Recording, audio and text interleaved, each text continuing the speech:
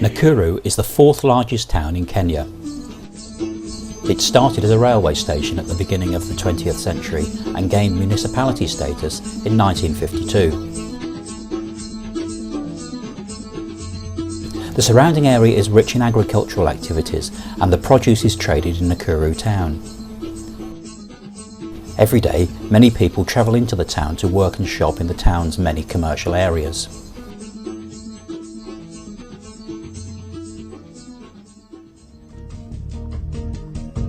As well as shops, restaurants, offices and factories, the town is home to the well-known Lake Nakuru National Park. This occupies more than half the municipal area. This park is famous for its wildlife and in particular its large population of flamingos, which attracts many national and international tourists. At present, more than 300,000 people live in Nakuru and the population is growing at the rate of 7% every year, as many families migrate into the town from the surrounding villages.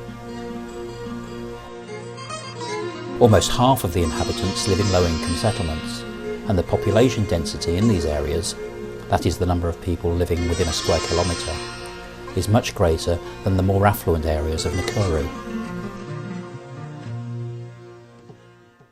Nakuru's municipal council is the main provider of essential infrastructure and services, but both of these are generally very inadequate.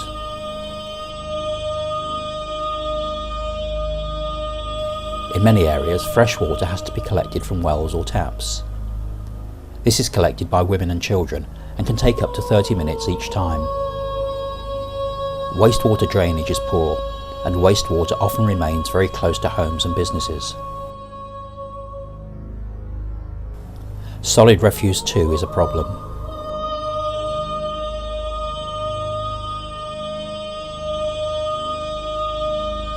Many of the streets are often clogged up by large quantities of refuse that remains uncollected. These streets have no hard paving, so it's difficult to remove it. These piles of waste are increasing and a real health hazard to the population. When refuse is collected, it's taken out of town to waste tips, where it's picked over by waste pickers. But no further treatment or sorting is done to it. These tips contain all of the rubbish from homes and businesses, and even hospital waste. All human activity, such as markets, restaurants and factories, generate waste. A real threat to human health and also the sustainability of the wildlife in Lake Nakuru National Park.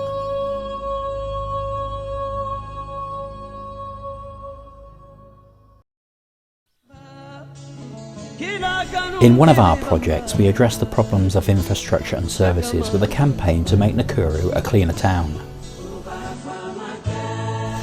Waste management is the responsibility of many organisations. So, as well as the council, government agencies, schools and voluntary services also took part in the operation.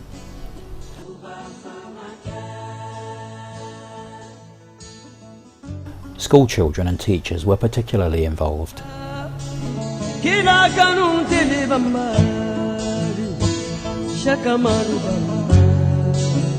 have a big problem on polythene papers, especially the low-density areas.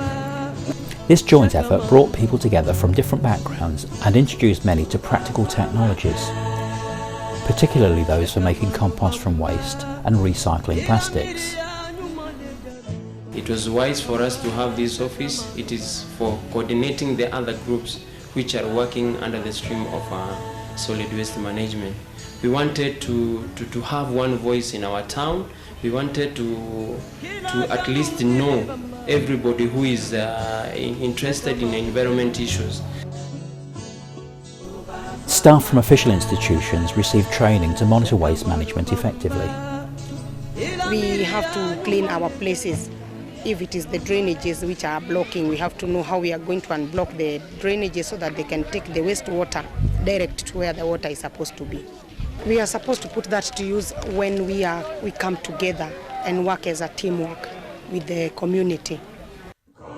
This campaign has prepared the people of Nakuru for future joint activities. They have acquired a lot of confidence, experience and skills to keep the town clean. This will help to protect their own health and well-being, as well as that of the animals in Lake Nakuru National Park.